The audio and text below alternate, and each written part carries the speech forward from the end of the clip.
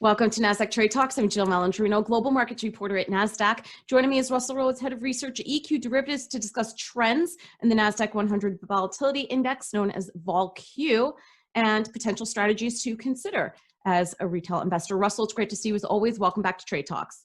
Great to see you, and Happy New Year, Jill.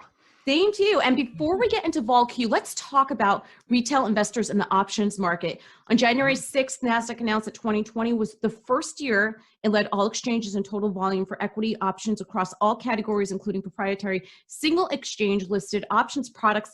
Russell, what are your thoughts on more retail investors leveraging options? Well, it's interesting that that's been the driver of volume in 2020, and people have been kind of surprised by it. But single stock option and smaller executions have been a bigger part of the volume that we've been seeing, really going back to 2018.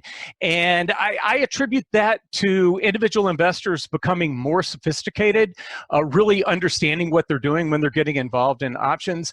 And you've got to credit the big exchanges like Nasdaq and the things that you do that have really helped people become more comfortable with trading options as an individual, but also just making sure that they are utilizing them in a proper way. Yeah, it really is quite remarkable how the industry has forged its way forward when it comes to trading education, which is really encouraging to hear. The Nasdaq-100 outperformed the major 2020. Clearly, there has been a lot of investor interest in the stocks that make up the index, like Apple, Microsoft, Tesla. Why should investors pay attention to VOLQ with the Nasdaq-100 portfolio? Well, I tell anybody that's trading any of the big stocks that you just mentioned, or any of maybe the top 10 components of the Nasdaq-100, that they should have VOLQ on their trading screen right there next to NDX, and keeping an eye on what's happening with implied volatility for options that are based on the Nasdaq-100. We know that implied volatility tends to have an inverse relationship with the broad-based index that it's based upon.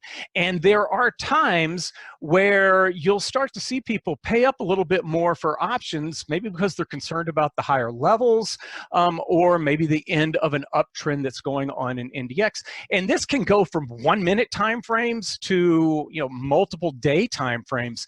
And in the past, when we've seen some sort of drop off in NDX, you could actually go back and look at VOLQ and say, well, wow, NDX was trending up and VOLQ was trending up in line with it. Apparently, some sophisticated traders were starting to become concerned about the direction of stocks. And looking back, you can always see that they seem to be right when those things happen. As of now, the only product available to trade VOLQ are futures contracts. What are you seeing in that market? What's it indicating? Well, it's kind of interesting. I looked at the, we've got January, February, and March futures contracts trading right now.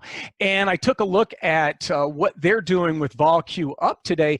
They actually haven't gone up terribly much. And they're not at as much of a premium relative to VOLQ as other futures on volatility indexes right now. So if there are concerns about the direction of stocks over the next 2-3 months, it does not seem to be showing up in the tech stock space or within the Nasdaq-100. And Russell, one final question here.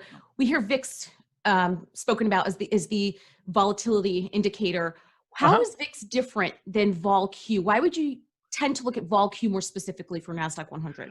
Well, there's more than a lot of people just think that VOLQ is for Nasdaq-100 and VIX for the S&P 500, but there are some calculation differences between the two. VIX is calculated using a strip of options, whereas VOLQ uses closer to at-the-money option contracts that are trading on the NDX or the Nasdaq-100, and you get a little bit of a different read with respect to a strip of options or at-the-money options. At-the-money options tend to be traded if you're thinking about smaller term moves. So I do think that VOLQ is probably more reactive and may get ahead of a move in the Nasdaq-100 more so than VIX doing the same thing for the S&P 500. Russell, great to catch up with you as always. Thanks for joining us on Trade Talks, and thanks for joining me. I'm Jill Malandrino, Global Markets Reporter at Nasdaq. Thanks a lot.